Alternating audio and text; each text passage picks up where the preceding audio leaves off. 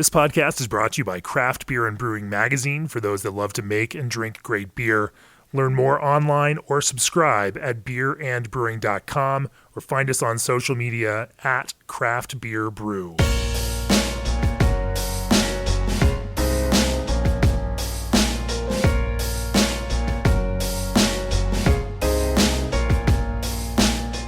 Welcome to the Craft Beer and Brewing Podcast. I'm your host, co-founder, and editorial director of Craft Beer and Brewing Magazine, Jamie Bogner.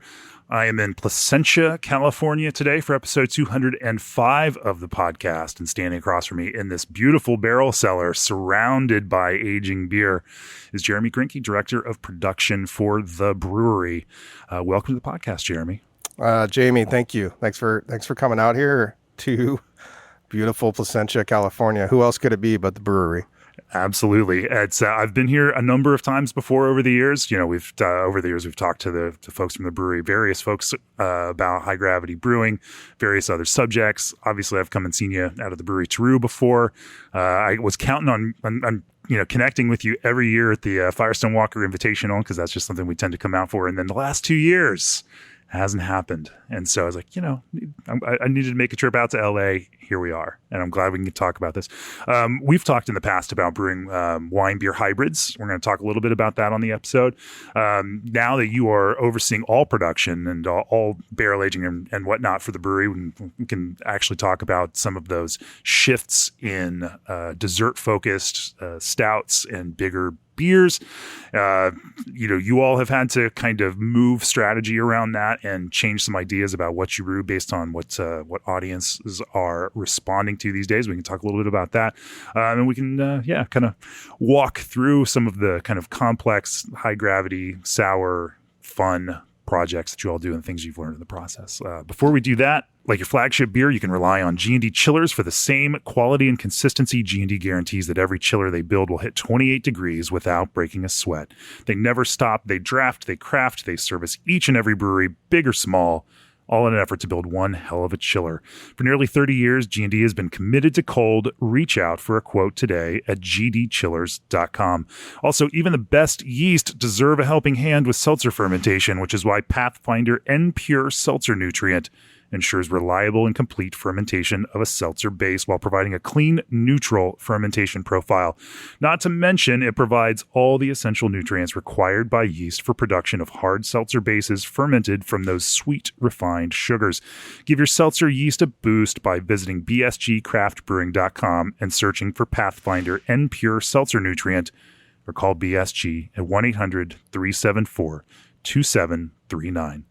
So Jeremy, we normally kick off the podcast talking about your history. And so walk me through what your pathway into the world of brewing and then how that career has developed over the years. Yeah. I'm not a classically trained master brewer by any means. Sure. I have an alcohol career and I'm an alcohol maker. And I have, a pathway that is not absolutely uncommon in brewing, but there's very few of us out there that have transitioned from wine to beer with the same sort of production chops, I would say, and not necessarily something that I'm talking about my production chops. I just mean going from making a lot of wine somewhere else to going to a brewery that, although we do a lot of special beers and specialty beers, we do make a lot of beer as well.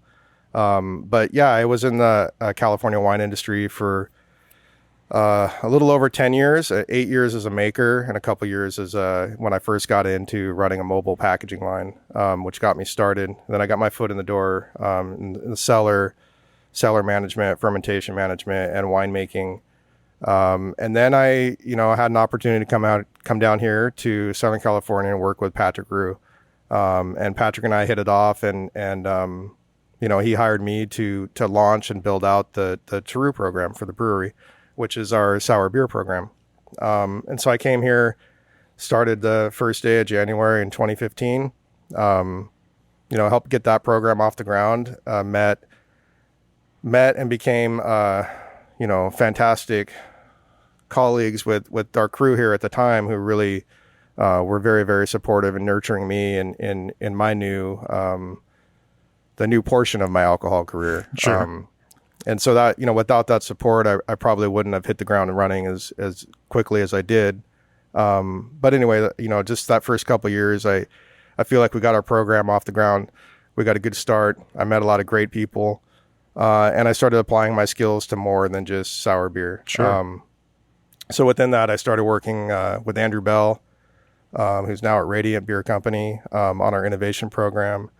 Him and I worked side by side for a couple of years together, kind of developing our beers. And now my role over the last 3 years has morphed into more barrel work with our brewery clean beer program, R&D and innovation. And then more recently, the total scope of production is falling within my wheelhouse. Now, that being said...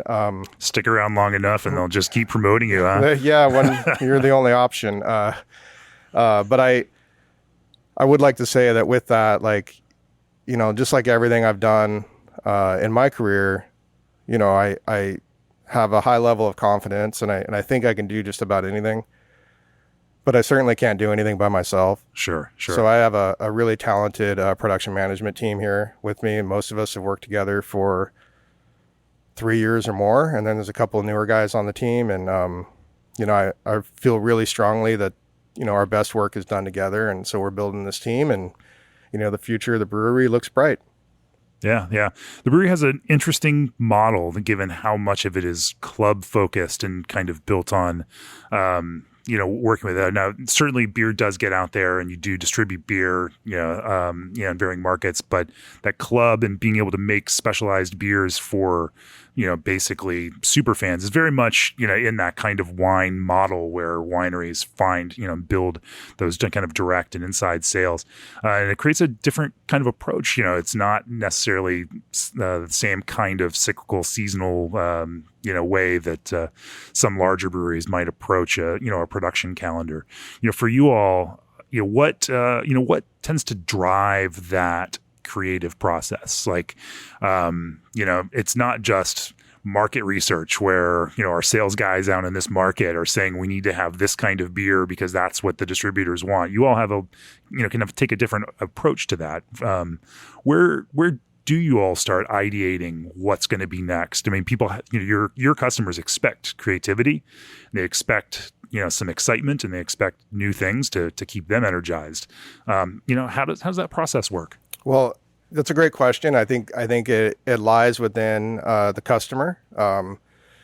You mentioned that it doesn't operate like a typical brewery, and that's because we don't have a typical brewery customer. Mm-hmm. We have 6, 7, 8 highlighted customers that we're trying to please. We have our Hoarders Society membership that is, our top tier club that we like to create brand new products for. We have our Reserve Society that in turn we like to create new products for too, but we like to keep those products really interesting and sort of a step, if you will, into the Hoarders world. And sometimes we have a really good Hoarders beer from the year before that will then let the next level of club get the following year. We also have our Preservation Club, which is more of your typical wine club sort of model, your quarterly club, and they get these beers that are like what we call them, like brewery introductory beers, like some really nice like stainless steel Belgian beers that are esoteric but not Hoarders level, there's only one bottle made per member. Right. And then, obviously there's the tap room customer who's always coming in trying to find something different. And our pilot program really fuels a lot of those beers. And then obviously there's our distro model, which is actually, where most of our growth has been over the last couple of years. Sure. But essentially, and some of that is driven also by the sister brand Offshoot. Correct. Most of it's driven by Offshoot. Yeah. Absolutely. The IPA brand. But I think one of the things we have here at the brewery, with having these club programs, and then having the 2 tasting rooms, one in Anaheim, one here in Placentia, is we have our own field office per se, where these are our not only they're our best customers, but they're our most vocal customers. Right. So if they like something, we'll hear about it. If they don't like something, we'll hear about it even stronger. Sure. And those are the signals that tell us when we're onto something that's a winner. or something that's a pure passion project of a brewer that doesn't really translate to a consumer base, which does happen too. Yeah. And that's okay when you need 150 different beers a year. You know, not everything is going to be based on analytics and based on what we think the consumer wants. Some of it's going to have to be based on what we think the next idea is. Yeah. Let's talk about how you actually evaluate those ideas and make decisions about what pathway to go down. But before we do that, the most common complaint about hard seltzers, they need more flavor. Extract alone is a weak flavoring agent and can leave a chemical aftertaste, but there's a better way. The craft concentrate blends from Old Orchard are packed with real fruit first, no added sugars, and just enough natural flavor. Breweries are turning to Old Orchard concentrates for seltzer with more body, color, and aroma. Turn seltzer skeptics into supporters with seltzer that drinks like a beer. Get started at www.oldorchard.com/brewer. Also, still emptying those overflowing waste bins of crushed low fills or undercarbonated cans every canning day? It's time to fill like a pro. Pro-fill can fillers from ProBrew use rotary, true counter-pressure gravity filling and seaming technology to run at speeds of 100 to 300 cans per minute with minimal DO pickup. Stop wasting perfectly good beer. Email ProBrew at contact@probrew.com today. So what does that creative process look like? Certainly you all bring ideas to the table. You're engaged in a broader dialogue of beer. You see what other brewers are brewing. You see what people are drinking at Starbucks at the latest latte of the season. You watch how dessert trends kind of move and things grab people's attentions at various times. But how do you bring those ideas in, filter through them, and then create beer ideas based on all of these inputs? Well, good question. But generally speaking, there's a running tally, a notebook, if you will, that goes all year long with, it starts with things we should have done. We already we're in the middle right now and just finalizing our release plan for all of next year. Now for distro, that's already been done, but for the direct to consumer model, that's happening right now. But having a notebook going on the ideas that we missed, things that, man, we should have got this in the plan, but there's already so much in the plan, there's no room for it. That goes on the idea list. Every year we hold an anniversary party where we make, 15 to 20 one-off beers just for the anniversary. Sure. That generally is followed up directly by Firestone Invitational, right, which we showcase another 6 or so beers that have never been made. And then our Black Tuesday party in October, same thing, another 15 to 20 beers specifically for those events, not to mention all the other festivals throughout the year that we do the same thing for. So this kind of one-off beer for a special event for your best customers or some of the most prestigious festivals, like those are, we just made one of these and let's see how people respond to it. And the things that hit might become production beers. Exactly. So, great example is 2019 Firestone Walker Invitational. We did a Black Tuesday treatment called Blueberry Pancake. And that ended up, being one of the most well-received beers at Firestone that year. All we heard was, how great it was from our members that were there and from the public that was there. So we scaled that beer up for a small October release in this Black Tuesday box that we started doing in 2019. Now that beer was received by our members in 2019 in a small 375 milliliter bottle. It's been on draft a couple times. And now we've done a double barrel aged version of it called Big Blue Stacks. It'll release this in September. But essentially, like when we hear the writing on the wall, so to speak, you don't have to see it. You just hear the clamoring of it. That's when we know we're onto something. And it seems like it's a lower risk proposition. If somebody drinks a beer at a festival and you've made one keg of it and it doesn't become a hit, like the stakes are lower on that. Like you haven't, Exactly. Yeah, so I think that essentially we have this tier system, of clubs, so we can release something to Hoarders members and hear great feedback and know that it'll work potentially for general public if we get the ABV right and we get the flavors right and we get the costs correct. But essentially we have these proving grounds.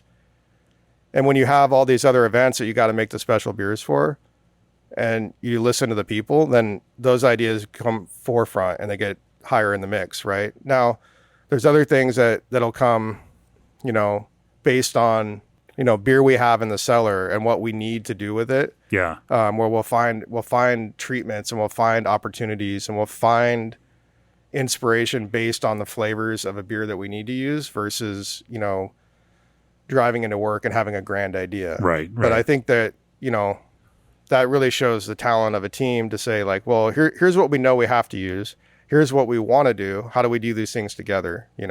Yeah, that's really interesting that you could have barrel-aged stock of beer that, as it's in barrels, there's not a clear product that it's intended for. That it's, you want that, and you're going to need that as a canvas of some sort for a beer in the future because there's this long aging process to it. That's exactly it. But that's a giant leap of faith to say, hey, we're just going to put this in barrels, and then we're going to decide what to do with it as it comes out. And that's essentially what it is, because it is that long aging time. And we know as production managers and as, makers, what it takes for a beer in barrel. Yeah. But, our sales team and the office staff don't necessarily understand what it takes for maturation to happen. And that's okay, because they have their day job and they're good at those things. Well, I happen to be really, really good at tasting something and understanding where it's going to go and when it's going to go. Yeah. And that is something that I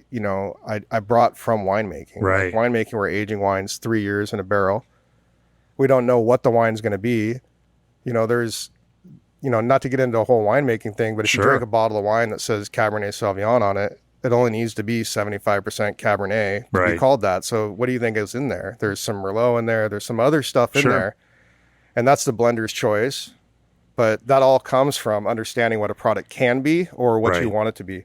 So the concept is really, it might be foreign to some, and it might be foreign to even beer makers who don't have quite the stock of beer that we have here at the brewery. But for me, it's like, I don't get scared by high volumes of beer. I get scared by tasting something and being mixed up by it, not knowing where it's going to go. Generally speaking, I can taste something and know that it needs another 6 months and that it's going to do this or do that. And that comes from two places. It comes from a little bit of history and learning, but it also comes from like having the freedom within your program to let things go a little bit longer. And then once you have that, you can start pacing out what you think something will be. Yeah. And then have the freedom to make it that. That raises an interesting question, because these are driven by taste, time, and development, and you need to evaluate those things to build beers from them. That becomes a very particular challenge when you have this much beer aging in barrels. Correct. How many barrels of beers is the brewery sitting on at any given point? Well, we're a little lower now than we were a handful of years ago, but in the spirit barrel program, we have about 2,500 casks. Yeah. And then in the sour program, we have about 1,500. So we're about 4,000 casks right now. That's an insane amount of beer to then have to, especially given that on the sour side in particular, from cask to cask, things can develop in very different ways. Oh, for sure. How... And you don't have enough people. You couldn't have enough people to taste those frequently. How do you all evaluate that? What does that process look like of managing and understanding what these things are? Well, we use each beer that we make as the opportunity to taste the beer that we have, right? Yeah, well, which makes sense. I mean, that's a very articulate way of saying we taste all of our beer. but you're right. You got to piece it out. So, say we're trying to create you're not going to taste 4,000 barrels every month or even every 2 months. Right. There has to be a more intentional plan for how we evaluate this. So essentially, say we're going to we're going to blend up a release of our Ruse beer, which is our goose style blend. Yeah, we've been doing for years. It's a fantastic beer, and it's blended from 4-year beer all the way down to 1-year beer. But say we're gonna blend I think up. I still have a 2015 bottle of Ruse in my own personal cellar. That was my first blend on that one. But essentially for that we would say we need 20 physical barrels for this beer. Yeah. We would taste probably 80 physical barrels of that blonde ale, blonde sour beer to figure out that blend. So tasting those 80 barrels, we're taking notes on all of those.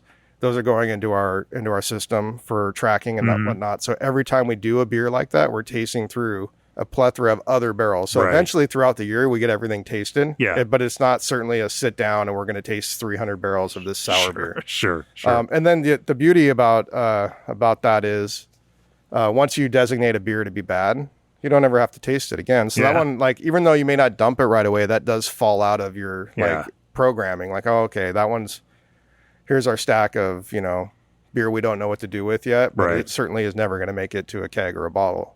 So those kind of fall out, but that's how we go. A little bit more complex on the sour side because we age beer so long over there.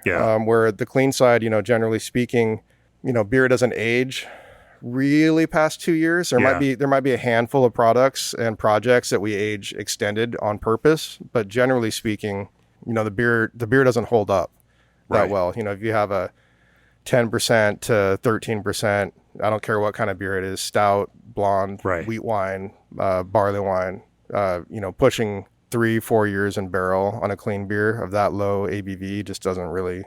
I mean, they're susceptible to going bad too. It's not a sour beer, but it can be. And if you hold it long enough, it probably will be. In terms of let's say like forecasting, I mean, because you're putting beer into barrels at a pretty significant scale, like there becomes quite a bit of financial risk from a business standpoint. Like if demand were to drop 10% or 15%, or people's consumption modes change or tastes change for whatever reason over a year or two, like it could be a lot of beer left over, and it's money that you've put into that, and that is you're paying for it in terms of ingredients, you're paying for it in terms of rent and time and space, and the barrels that you've had to buy. Like there's a lot invested in that. How how do you manage that long-term risk and even build a plan for how much you're going to brew, knowing how much you might need a year or two from now? Yeah, that's probably the best question yet, and there's no formula for that. I think, even if there was a formula that I had, it wouldn't work for any other brewery. It would be our thing.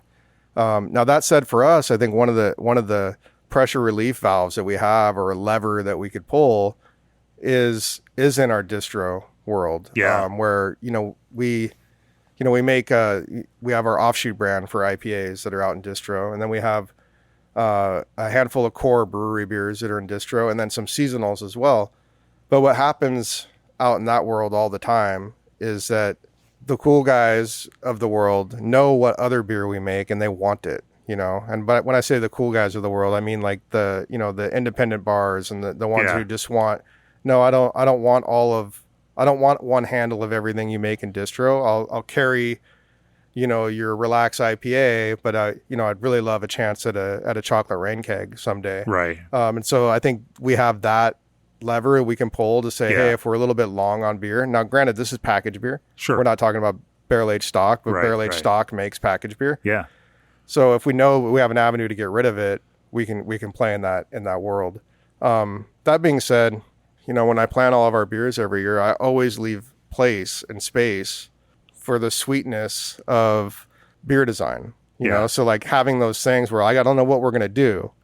But I know we're going to do a mashup using this barley wine, a little bit of this stout that I think we're a little long on, and blending that, rebarreling it into rum barrels, putting raisin puree in there or something, and creating other flavors. So I think like having an opportunity to leave some space between, gives us the opportunity to play that sweet music that we like as production guys, to see like, oh, we didn't have a plan for that, but we executed this beer amazingly, not having a plan. Well, and sometimes that kind of lack of a plan, creates unintended inspiration, or you just taste something at the right moment and it comes to you, and like that's what we need to do. Or you're doing something with another beer and it inspires a slightly different take, or a very different take on something else that you do. And I think you're right, like leaving space for that to evolve and become a natural thing is kind of fun.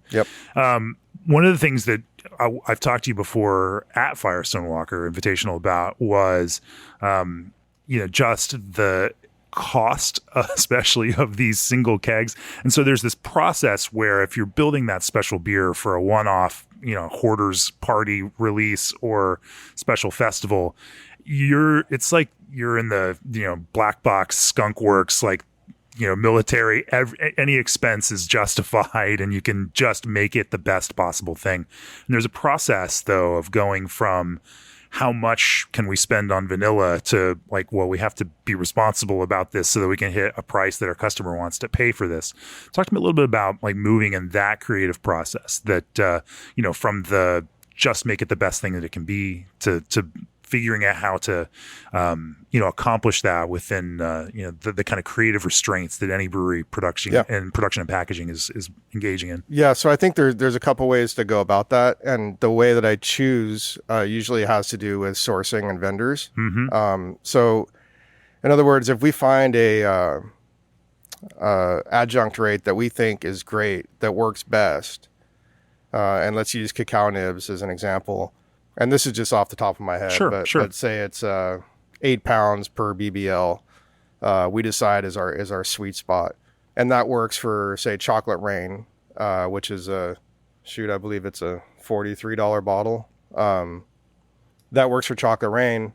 That same amount of cacao nibs should work for an $8 bottle as well, and it can from a cost perspective if you get your price down per pound on your cacao nibs.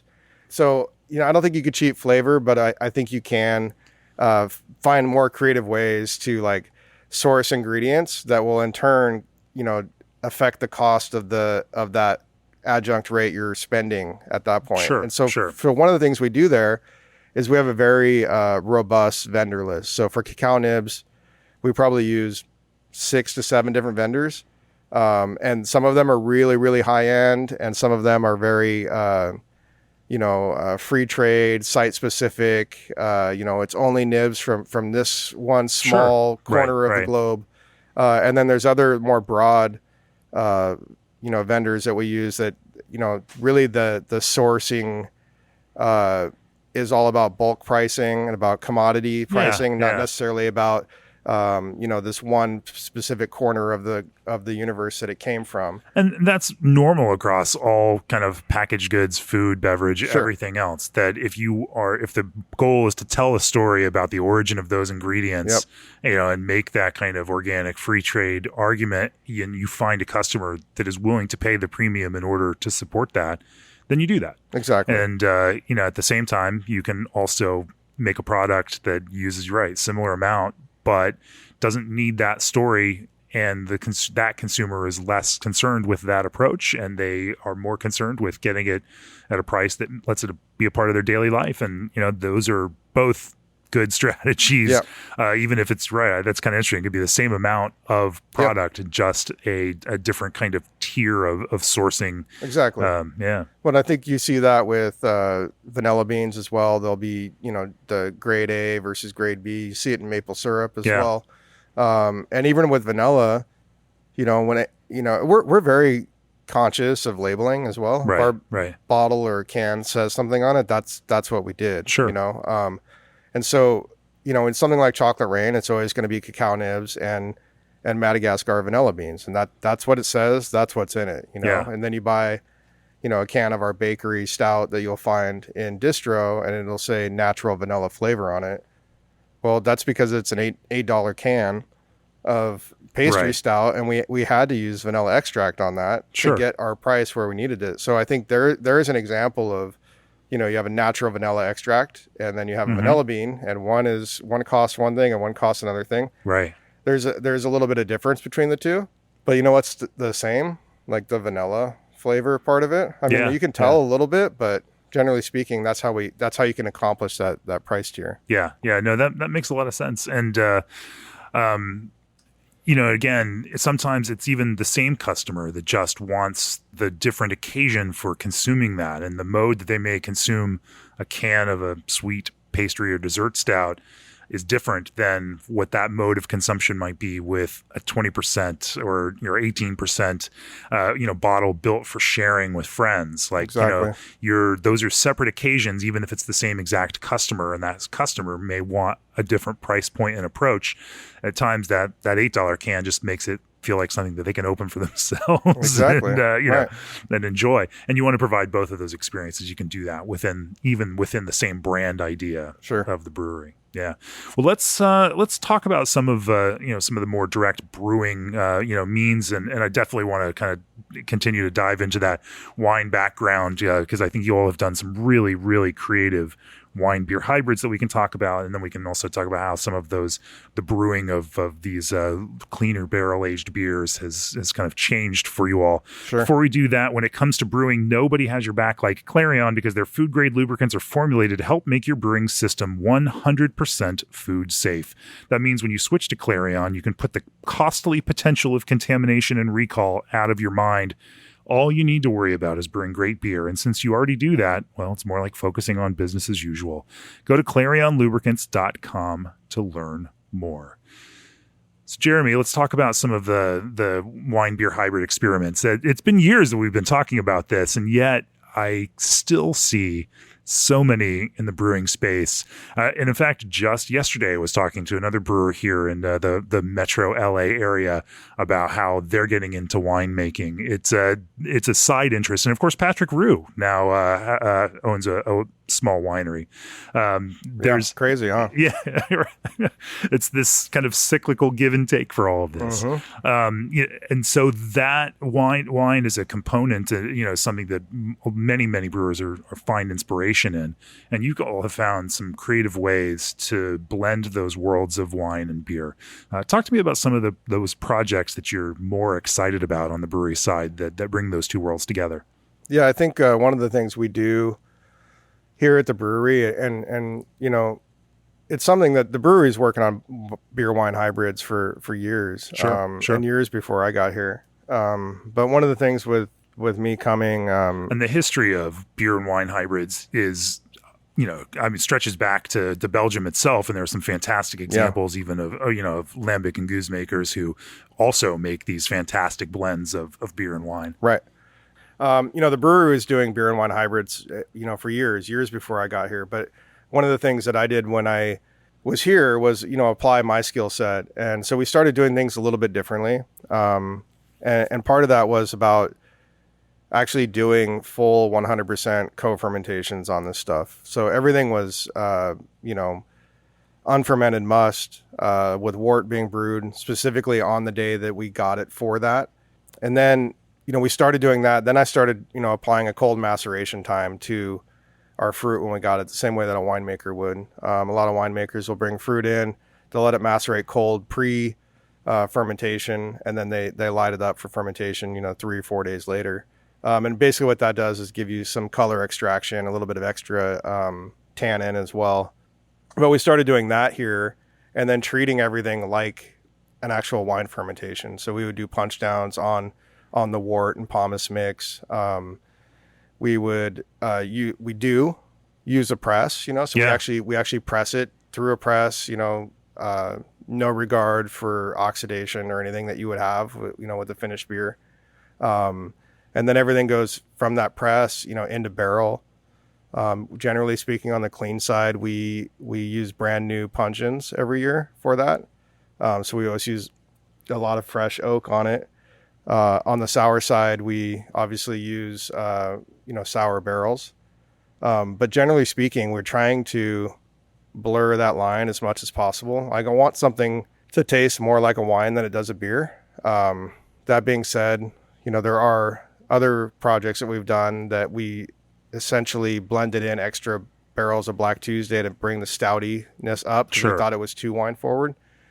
But generally speaking, we treat everything like its own project. It's not a blending tool that we use later. We don't make wine and then make beer and then blend them together to try to make a great thing. It's a concept from day one through fermentation, through maturation, storage, and then bottling. And then that's a big part of what we do too. We bottle everything like a wine. So we bring in a mobile wine line. We bottle under cork. Everything's still, and it's made and on purpose, supposed to get you to think wine when you drink it. Talk to me about and what are some of the ones we're talking about? I think it's interesting that you mentioned that you are doing wine beer hybrids both on the sour side, and you are doing them as blends of quote unquote clean beer, where where that acidity is not a giant component of it. Right. Talk to me about those pathways that this takes. Yeah. Well, so for that too, so here's the main difference. When we do clean beer wine hybrids, we actually pitch yeast to them. So what would be some of the names for those beers? So the clean ones would be Black Tuesday based. Before I started working on them, they were called Winification. Okay. So it was Winification 1, 2, and 3. And then we changed that name to Vindictive, and we did Vindictive a couple of times. And then we started doing the still products. The still products were Yount, Elizabeth Rutherford, Thomas Rutherford, the Rutherfords, and then a new one that comes out this year called J.D. Harris. And essentially those are still, like packaged still in wine bottle versions of a Black Tuesday hybrid. Basically with that one, it's Black Tuesday wort put into the must, and then it's inoculated with our house Belgian brewing yeast. So our really high gravity fermenting yeast. Yeah. So essentially what we do is we overpitch that. We're trying to basically ward off any weird, wild fermentation stuff that might happen. Yeah. Which certainly could come in with grapes. Certainly could, but that's why we want to hit it hard, hit it fast, and get it fermenting. The difference on the Teru side is everything we do over there is a native fermentation. So we're not actually pitching anything to the fermentation. So it's essentially wort, and it's a wort that's brewed, in a lambic style. In other words, not turbid, but stylistically lambic style with aged hops. And the hops are acting as a little bit as an inhibitor to the bacterial growth. But essentially we are putting that wort like right on top of grapes and letting it sit there for 2 to 3 days until it starts fermenting on its own. And it's the microflora from the grape skins that's doing the fermentation. So generally speaking, I'm saying generally speaking a lot, huh? I've said that like 10 times already, so I'm going to stop doing that. That's my cue to myself to stop doing that. But sure. But we have we've done that, I think maybe 8 times on different beers: Bourgogne Noir, Alicante, Graciano, several other white wine beers that we've done as well. But those beers aren't necessarily sour. So they're not, I mean, they're made in a sour facility, but they taste more like wine. Wine is sour, but it's not really sour, but it has acid. Acidity is a component to it. Yeah, just like, beer is acidic, you don't really taste it that way, but orange juice is acidic. Exactly, and more so. But, anyway, that's the main difference. It's right. One is inoculated, one isn't. One is a little more caution to the wind than the other, but they are designed to be like wine and taste more like wine than beer. So as you make it that way, you are depending on that kind of natural fermentation to get the job done. Correct. And there's a risk factor to that. But like any brewer or winemaker, you also want to create a positive environment for good things to happen, so that you can steer it and not just, cast all hope to the wind. What are some of those key factors that you, as you are getting into co-fermentation, you find help that natural occurring yeast and microorganisms to do, help it along in that fermentation? Yeah, well, you're right. I mean, things like to ferment. Yeah. And it's not really not going to happen unless there's something in there that's deleterious to fermentation. Right. And generally those things you can smell. Now granted, I know that running nitrogen and running some analytical data to tell you like what your levels are can help you lead you to a healthier fermentation. But I think that just some subtle little tricks along the way can get you there as well. So when I start to smell, fermentation byproducts on the wild side that I'm not keen on, like it's very winemaker like in me to think about, okay, what does it need? It needs a couple different, it potentially could need a couple things. It's almost like a mechanic going to an engine that won't start. All right, I need compression, I need spark, and I need fuel. The same thing can be said with fermentation, and especially with these wild native fermentations, that if you're getting a little bit of nail polish like aroma coming off the fermentation, you're probably a little hot. You've got some precursor coming of some really bad acetic behavior you're going to see later. So the best thing we could do right now is to get this thing aerated, like get the cap pushed down. Let's get a pump over going. Let's get air into this thing. Let's do what we can do to give oxygen to this fermentation. Now, generally, if this was in a clean stainless tank, and this was any beer you're brewing, you'd probably hit it with an oxygen tank, give it a little pulse, and try to sweeten it up a little bit that way. But when you're in a wild fermentation cellar and you're doing open top fermentations, that's not really how you do anything. You get your tools out and you get into it, and you move the wort, you move the pomace, you make things happen. That being said, but more oxygen is the solution to that. In that one, yeah, more oxygen is the solution. And then also, I do use some winemaking products on these beers. And again, I call them beers because they're 51% beer. But I use some fermentation feeding type stuff from Lallemand. I use a Fermate O. It's a oxygen organic yeast food, if you will. Feeding the yeast, getting the yeast healthy. Now that's the difference, right? When I say it's a native fermentation, you're working with microflora that's from the grape skins, right? You're not working with a cultured yeast strain that's been built over many generations to be strong. You know, you're trying to aid these things that may want to work, may not want to work on. So just having a couple little tricks in your trade, if you will, and then understanding that the right time to fix a fermentation issue is right when you notice it, not 2 days later, because by that point it's too late. Sure. But I mean, I'm a big sensory fermentation manager, quite honestly. If I walk through a cellar and I smell something, like I stop to figure out what it is. Either it's coming out of a blow-off bucket or it's coming out of the drain, you know, and if I could figure out it's coming out of the drain, I feel a lot better about it, because it's just, you know, drains stink, you know, but you know, your fermentation shouldn't stink. So, but it's about just getting on it and applying your skills. As you're doing these wild fermentations, what kind of temperature ranges do you typically ferment in?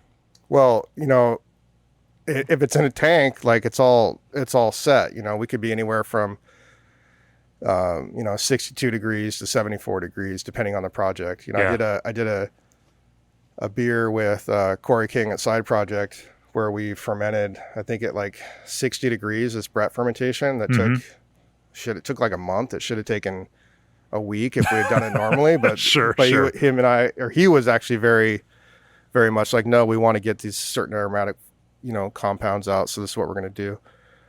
But when you're open top, thanks Corey for making it take 4 times as long.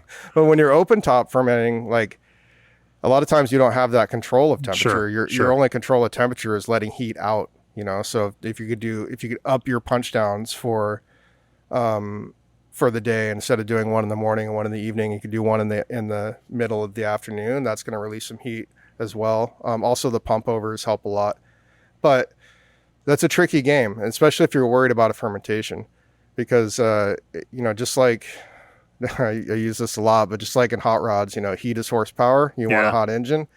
In fermentation, like heat is a good thing. Like it can be really bad if it's not controlled, but it means it's working. And sometimes when you slow something down on purpose, you can't get it back up, you know, so.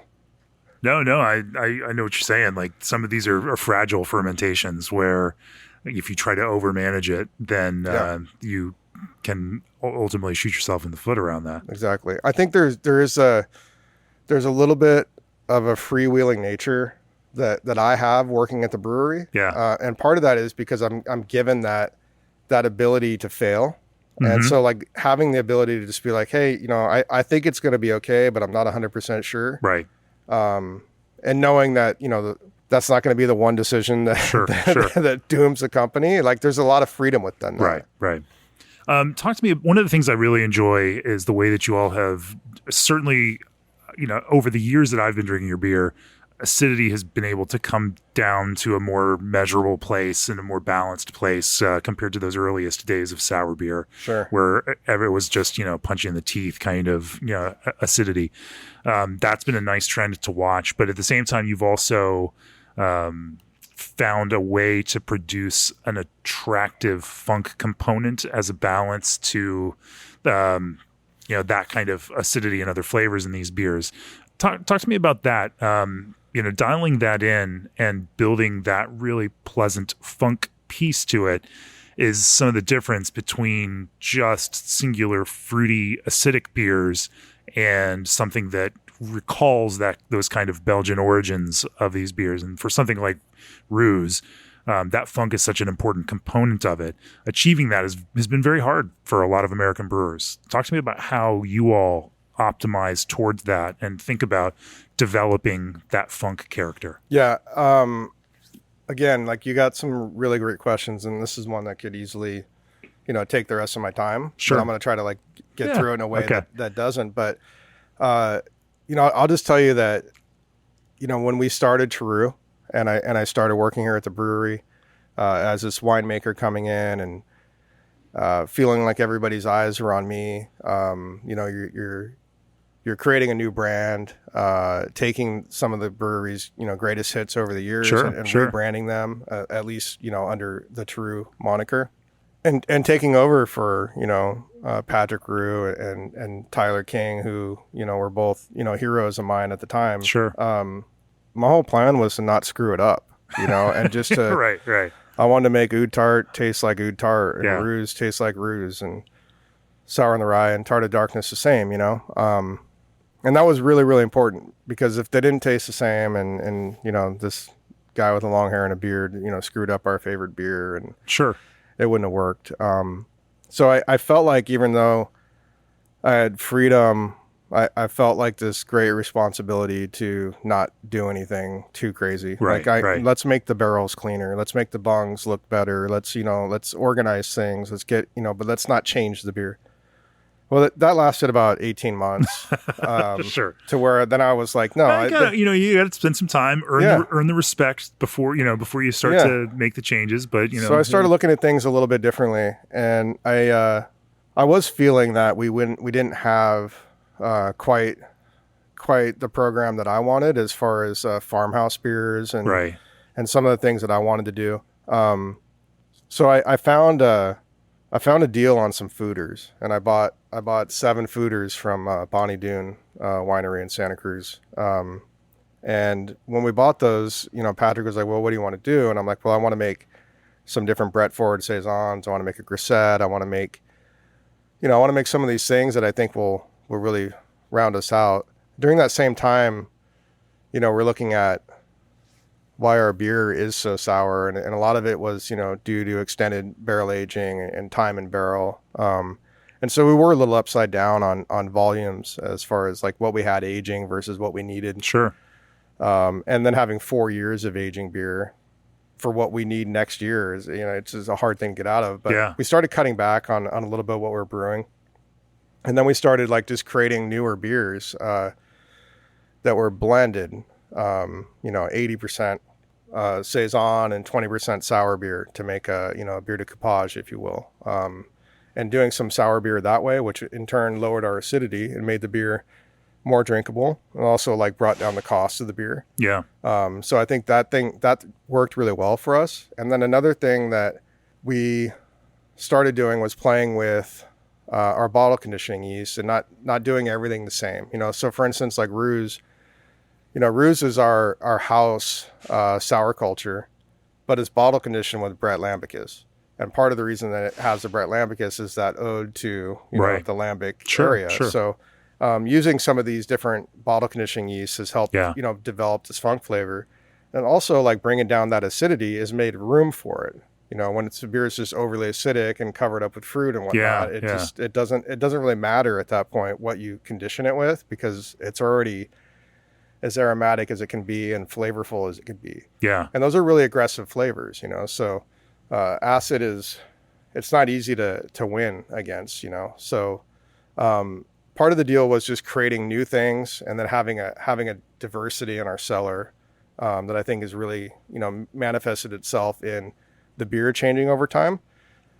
And then it's all about how do we change on the adjunct side of it? Like, are we still doing, are we going to do a framboise beer every year? And I say no. I don't think that's something that we should do. I think it should be, a little more esoteric and not necessarily so Belgian-esque, So this year we've done a lot of like tiki cocktail style, style sours, which I think have been really fun. Tiki is very hot right now in brewer circles, for sure. For sure.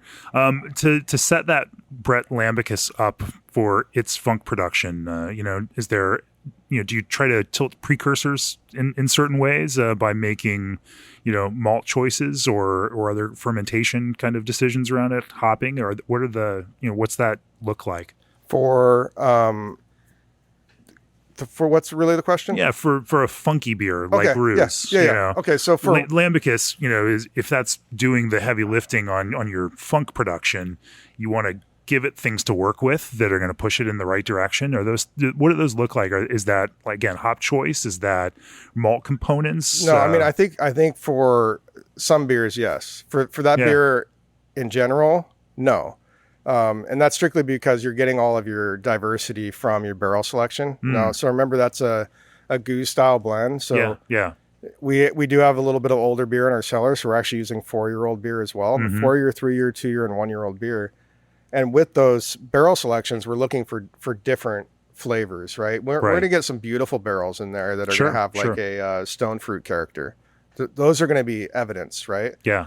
But there's going to be some not beautiful barrels in there that have like a geranium flavor or have maybe even like geranium's one of the good ones. What's the other one I'm thinking of? But more of like an olive, kind of a Kalamata olive sort of flavor to them. And now when I first started here, I would think that those flavors were not nice and that they wouldn't complement a beer. But believe me when I tell you that those flavors, when they all do come together, do actually complement each other. And that's part of how we build the fiercity of that beer. So the Lambicus in that for the bottle conditioning is just like that top funk note. But generally speaking, the most of the other flavors are coming from the barrel blend. Now, that's different when we get into like a foeder beer. So when we get into foeder beer, and what we do with foeder beers, we don't necessarily do hugely sour beers on that. As a matter of fact, we kind of do the opposite so that we have a blending stock that we could use with the sour beer. Now, that is not necessarily controlled by the malts that are used, although we can get super crazy with the different styles of wheat malts we use and everything to make that beer very special. But really where it becomes one of our foeder beers is in its bitterness. That's IBU. We try to keep its IBU over 40, somewhere between 40 and 50. Okay. And the reason for that is to keep that antimicrobial. So we're basically trying to make it so it doesn't want to go sour. That it'll age in a foeder for a year without trying to go sour. And the reason we want that is, A, we don't want it sour. B, if we can keep that bitterness in there, we can then use that as a cross-blending tool with the sour beer. So when we blend that beer with the sour beer, what do we end up with? We end up with less acidity, but we're also adding a little bit of bitterness to it too. Yeah. So we're getting a duality there from that beer that we wouldn't have gotten if that was all in different barrels. So I think generally we use those types of techniques more than we use like a malt would give us a certain flavor. Sure. Interesting. Yeah. Well, I wanted to talk about the kind of shifting approach to bigger, richer, higher gravity, clean beers. Sure. And we're getting on in time here, so I don't want to miss out on that. Yeah. We teased it at the top. We've got to deliver on this. Let's do it. Talk to me a little bit about that. For the long history of a beer like Black Tuesday, which the brewery is known for, you have built an approach to brewing that is very high gravity. That's 17, 18, 20, 21%, and it's a fermentation that you feed on the cold side using highly fermentable sugars that are then added into that process. But that creates a kind of beer that now is starting to the vogue is towards more thickness, more bigger body, a lot of residual sweetness. The beers that you've done in the past have gotten pretty dry, even though you are adding that much sugar into that fermentation. It is, because you are using your crazy attenuative yeast, it's ripping through that, even at those high ABVs. Talk to me a little bit about how you all have, again, looking at where this kind of trends in barrel-aged clean beer has been going, how you all have been adjusting and thinking and working to build beers that hit people who want those things in certain and different kinds of ways. Yeah. So I think one of the things that maybe folks don't know is that, our Black Tuesday and our So Happens It's Tuesday, two of our big workhorses in our spirit barrel cellar, are both high gravity beers, but they're both really dry. Like they're, under 2 Plato. Usually Really? they come out at half Plato to 1.5 Plato. Some batches that trail a little bit, maybe in the 2 Plato range, but generally speaking, they're really dry. Now they didn't taste so dry, 10 years ago. But that's because everybody's palate was a little bit different. So they used to call these beers that we made dessert beers. And I always thought that was kind of weird, especially when the pastry beer comes out, and then that's now a pastry or dessert beer. Then what makes our beer dessert beer? Either way, no matter what, I think those beers are really, really cool, and I think they're really good.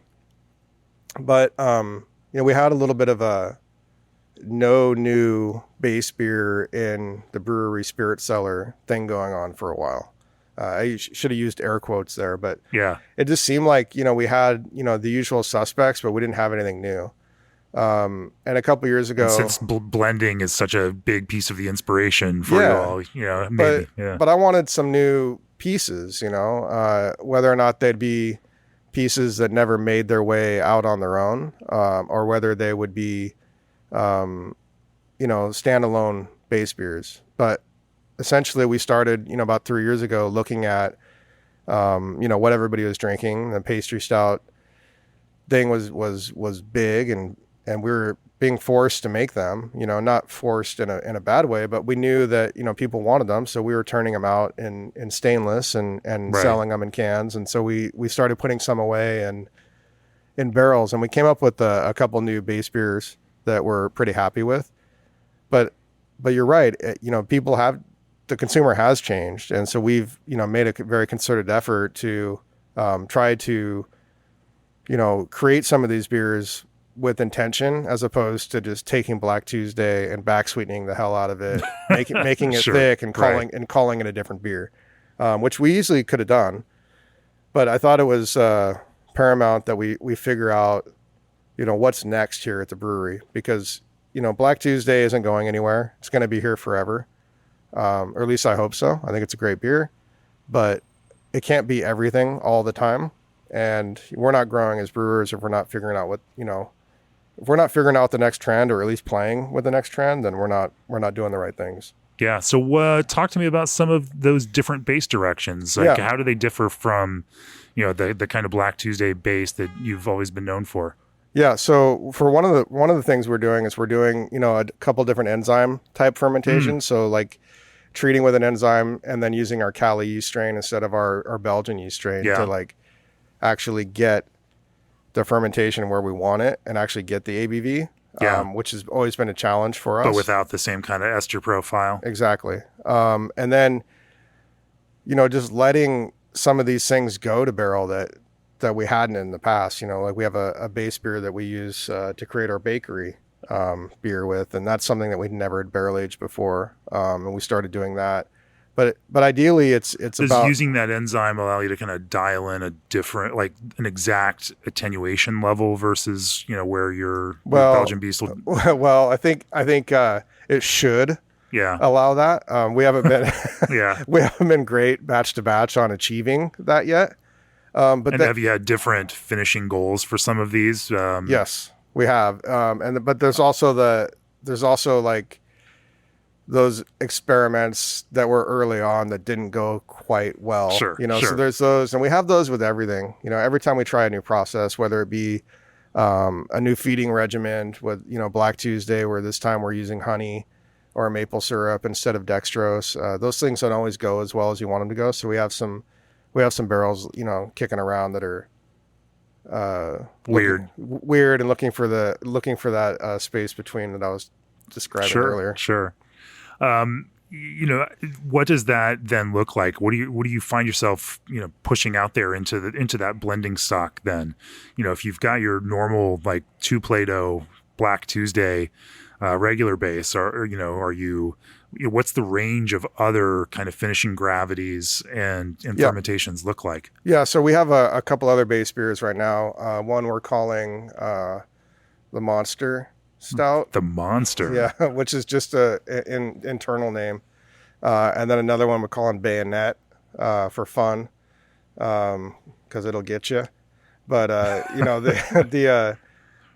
Those beers are, they're These are 14%. like Lockheed, Yeah. plane names, for stuff that's new fighter jets that are in development. I love it. But they're like, 14% in Yeah. barrel, and they're, 12, 13 Plato in barrel. So a little bit different, and something that we're not going to have to bring out and really like try to back sweeten and do any of that stuff with. From 2 to 12 and 13, it's a range. It's a huge difference.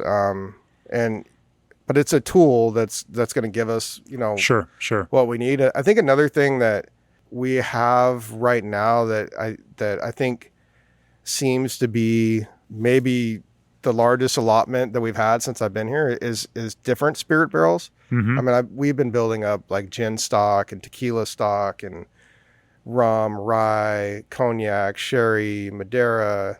Like, we've been doing some really cool stuff there. So I have some stuff planned for next year where I think we're going to have some really unique blended stouts that are kind of getting away from the bourbon barrel thing. And when I say getting away from the bourbon barrel thing, it's not that it won't have bourbon. It just won't be bourbon forward, but it'll have a mixture of spirits and stuff. And I think playing with all these different barrels has been a lot of fun.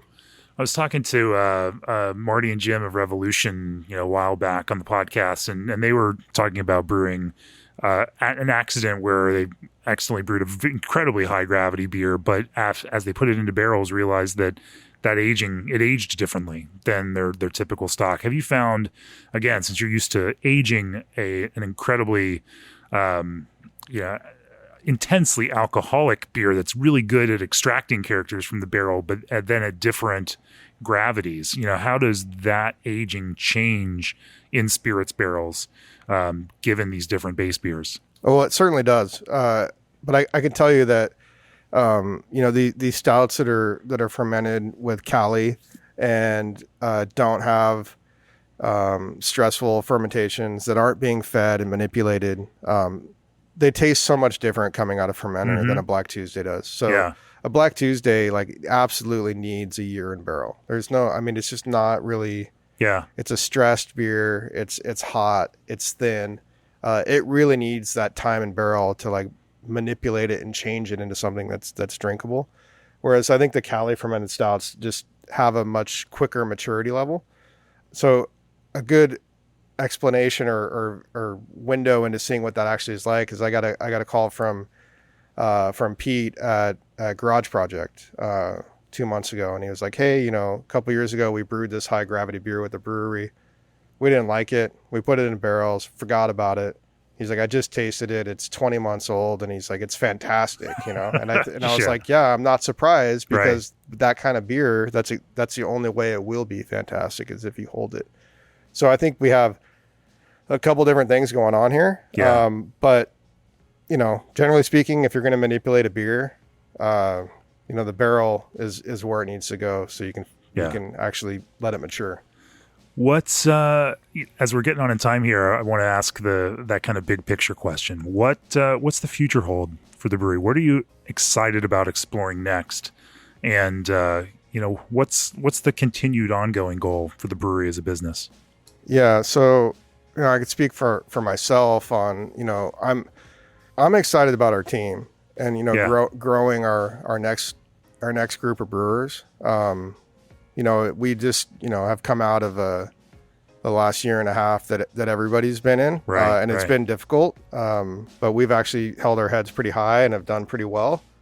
But within that is how do we get this team, to grow to the next level? And that's my job here, and that's what I'm working on.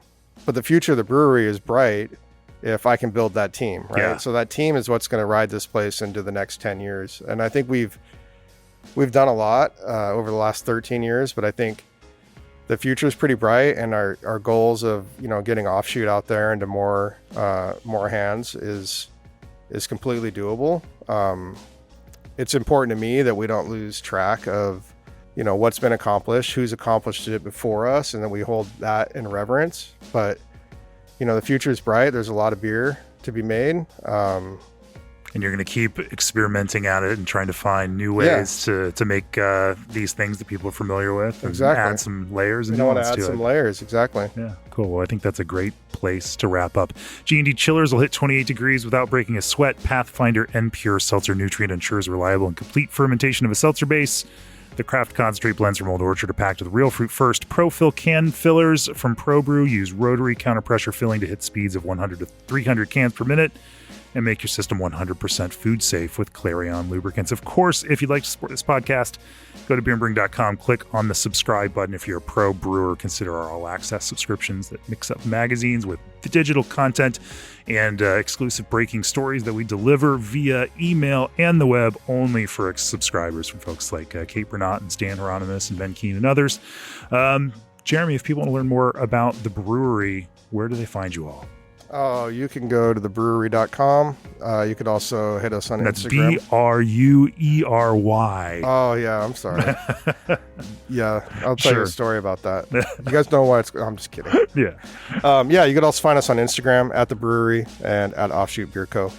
It was fun to talk to you about Brewing, and it's just great to see you in general. It's great to see you, Jamie. Yeah. Thanks for coming out. Yeah. Cheers. Cheers. This podcast is brought to you by Craft Beer and Brewing Magazine for those that love to make and drink great beer. Learn more online or subscribe at beerandbrewing.com or find us on social media at Craft Beer Brew.